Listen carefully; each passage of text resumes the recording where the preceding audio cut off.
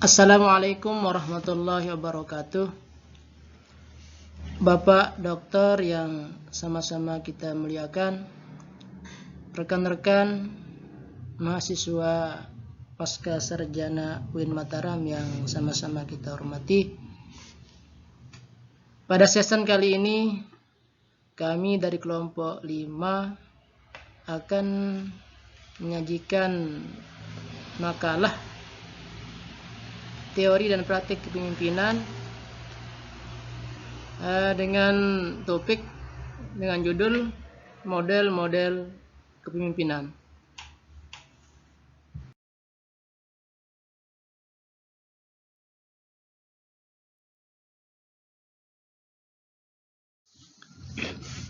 Assalamualaikum warahmatullahi wabarakatuh.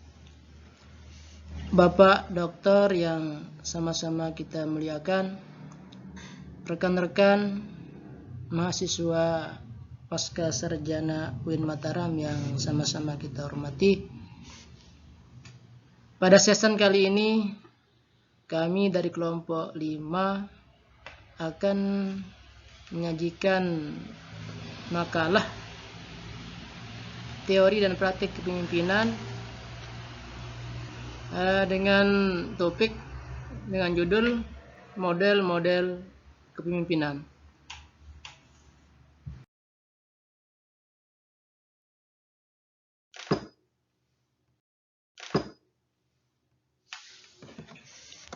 Oke, baiklah rekan-rekan sekalian, perlu diperjelas atau diketahui bahwa kelompok 5 niki beranggotakan 2 orang.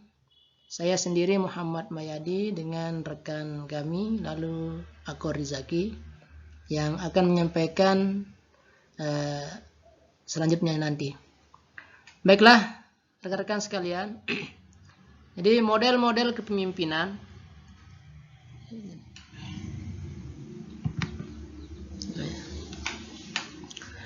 yang pertama mulai dari latar belakang. Keberhasilan dan kesuksesan suatu lembaga dipengaruhi oleh beberapa faktor, diantaranya lingkungan kerja, kepemimpinan, suasana kantor komunikasi, dan lain-lain. Pemimpin merupakan salah satu hal yang dapat mempengaruhi keberhasilan suatu organisasi. Model kepemimpinan merupakan cara yang dilakukan oleh seseorang untuk menjalin hubungan dengan bawahannya.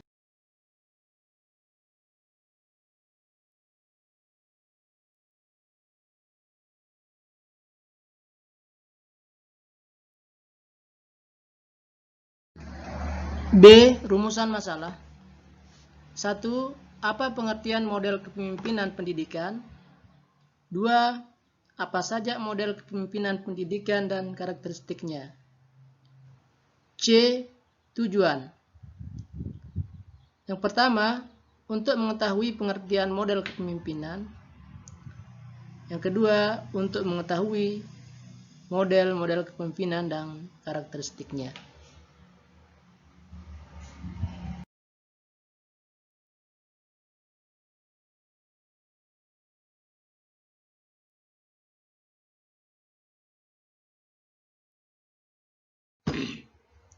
Bab 2. Pembahasan. A. Pengertian dan arti penting model kepemimpinan. Kepemimpinan adalah kemampuan dan kesiapan untuk dapat mempengaruhi dan mendorong, mengajak, menggerakkan, dan mengarahkan, kalau perlu memaksa orang atau kelompok agar menerima pengaruh tersebut dan selanjutnya berbuat sesuatu yang dapat membantu tercapainya suatu tujuan.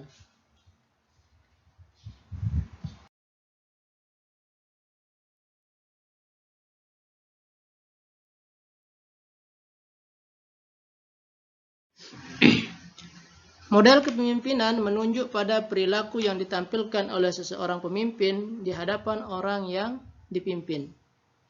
Perilaku tersebut dapat berkaitan dengan perilaku komunikasi, pengambilan keputusan, dan perilaku penggunaan power atau perilaku dalam mempengaruhi orang lain.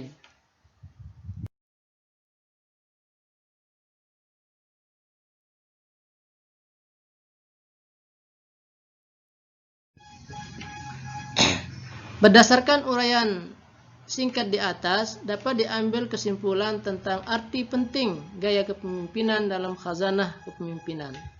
Tentang hal ini, tidak terdapat pemerintahan, akan tetapi manakala ditanyakan bagaimana kita harus bergaya sebagai pemimpin.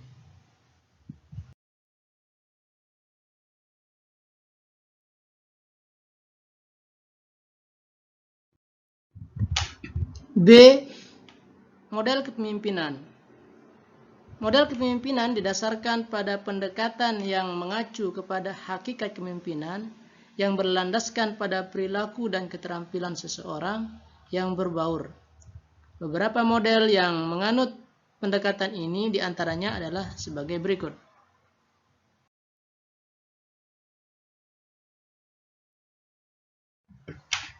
Satu, model kepemimpinan kontingensi.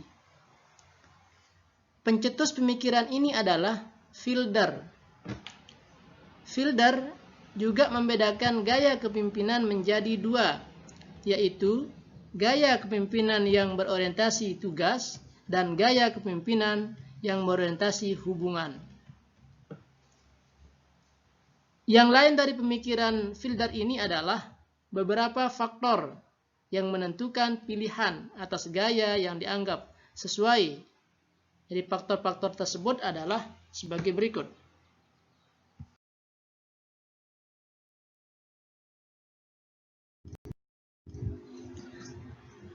Yang pertama, struktur tugas. Menunjuk pada keeksplisitan daripada prosedur atau pedoman pelaksanaan tugas seperti pekerjaan administratif yang rutin condong menjadi lebih terstruktur daripada pekerjaan yang berkaitan dengan promosi produk.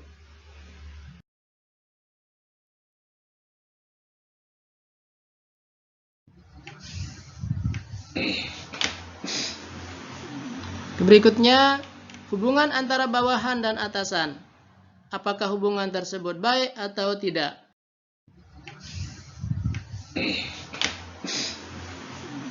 Berikutnya, hubungan antara bawahan dan atasan. Apakah hubungan tersebut baik atau tidak? Kemudian, posisi atasan dalam struktur organisasi formal seperti kabak lebih kuat posisinya dibandingkan kasubag. Terakhir, kombinasi dari ketiga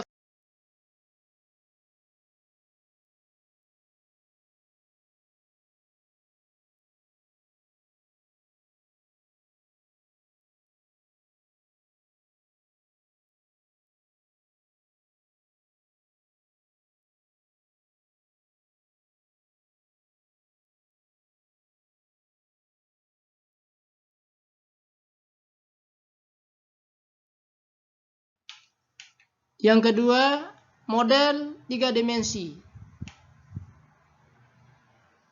Menurut William J. Radin, profesor dan konsultan dari Kanada, gaya kepemimpinan itu selalu dipulangkan pada dua hal mendasar, yakni hubungannya pemimpin dengan tugas dan hubungan kerja.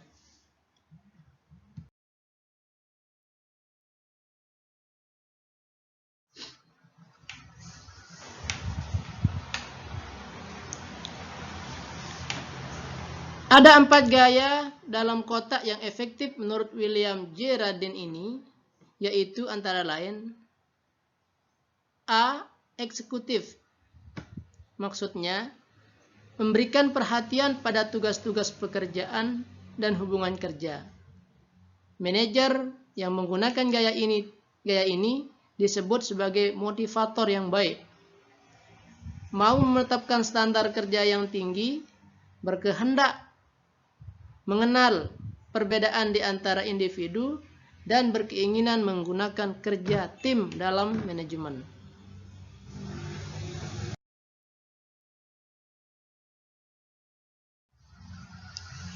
B. Pecinta pengembangan atau developer. Memberikan perhatian yang maksimum terhadap hubungan kerja dan perhatian yang minimum terhadap tugas-tugas pekerjaan. Mempunyai kepercayaan yang implisit terhadap orang-orang yang bekerja dalam organisasinya dan sangat memperhatikan pengembangan mereka sebagai seorang individu.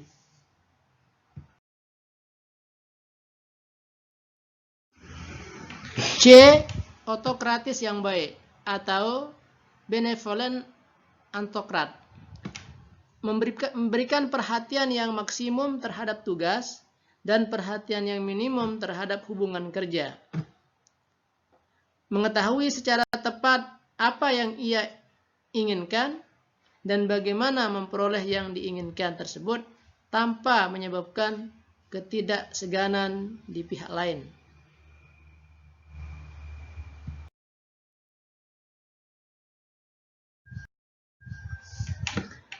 Yang terakhir, D. Birokrat. Memberikan perhatian yang minimum terhadap baik tugas manapun hubungan kerja, sangat tertarik pada peraturan-peraturan dan menginginkan peraturan tersebut dipelihara, serta melakukan kontrol situasi secara teliti.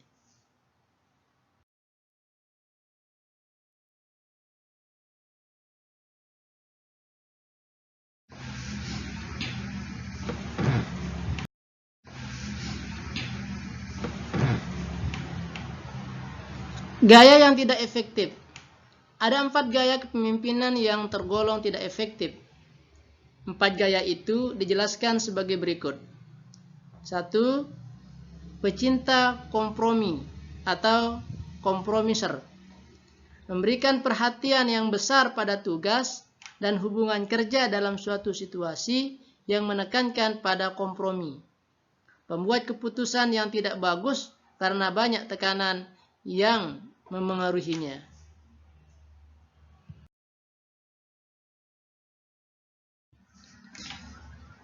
Yang kedua, misionari.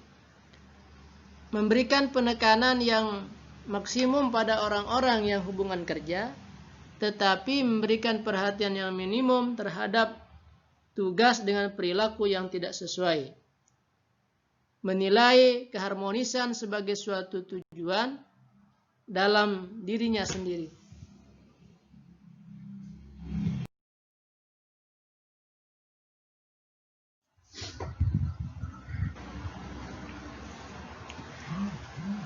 Yang berikutnya, autokrat.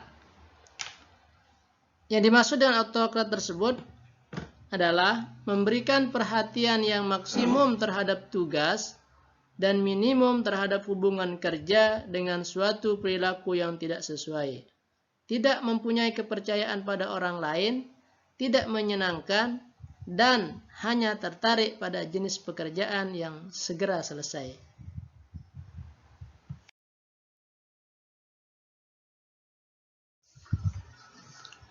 Terakhir, lari dari tugas atau deserter. Sama sekali tidak memberikan perhatian baik pada tugas maupun pada hubungan kerja. Tidak begitu terpuji karena manajer seperti ini menunjukkan sikap pasif dan tidak mau ikut campur secara aktif dan positif.